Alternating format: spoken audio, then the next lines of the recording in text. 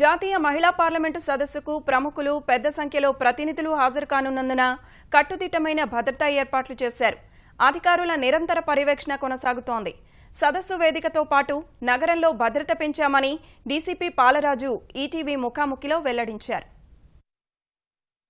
అత్యంత ప్రతిష్టాత్మకంగా జరుగుతున్న జాతీయ మహిళా పార్లమెంట్ సదస్సు కోసం ఎలాంటి భద్రతా చర్యలు చేపట్టున్నారు?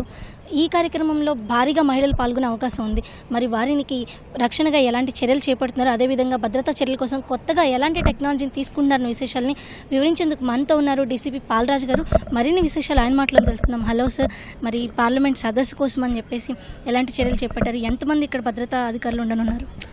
బేసికల్లీ మనం గమనిస్తే ఒకటి ఈ జాతీయ ఉమెన్ పార్లమెంట్కి మనకు దేశ విదేశాల నుంచి వచ్చే ఇంపార్టెంట్ వ్యక్తులు వాళ్ళ యొక్క సెక్యూరిటీ, తర్వాత పార్టిసిపెంట్స్, డెలిగేట్స్, డెలిబరేషన్స్ కోసం వచ్చేటువంటి వాళ్ళ సంఖ్య, వాళ్ళకు సంబంధించిన సెక్యూరిటీ, వాళ్ళకు సంబంధించిన పార్కింగ్.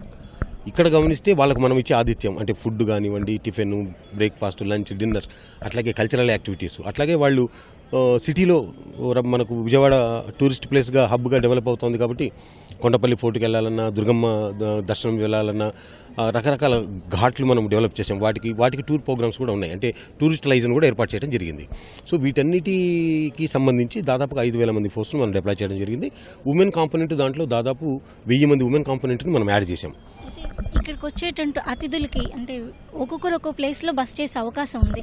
మరి వాళ్ళకి విడివిడిగా భద్రత కల్పించాలంటే ఎలాంటి చర్యలు తీసుకున్నారు? ఎవరి కోసం ప్రత్యేక అధికారులు ఏర్పాటు చేయడం జరిగిందా?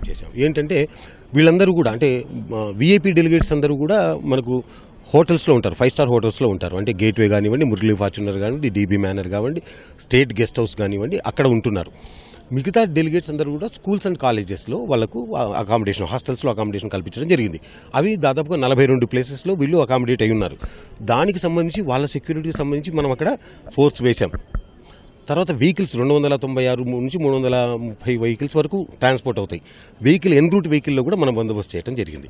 సో వాళ్ళను సేఫ్గా, సెక్యూర్డ్గా ఇక్కడికి తీసుకురావటం, ఇక్కడికి వచ్చిన తర్వాత వాళ్ళ సేఫ్టీని, ఆతిథ్యాన్ని చూపించడం, దాని తర్వాత ఇక్కడి నుంచి టూరిస్ట్ ప్లేసెస్కి వెళ్తామన్నా కూడా మనం ట్రావెల్ లైజెన్స్ని కూడా పెట్టడం జరిగింది. సో ఇవన్నీ చూసుకుంటూ ఈ 3 రోజులు కూడా అంటే నైట్ టైం కల్చరల్ యాక్టివిటీస్లో ఒక చిన్న ఇదేంటంటే కల్చరల్ యాక్టివిటీ అనేది global cultural activity open to public.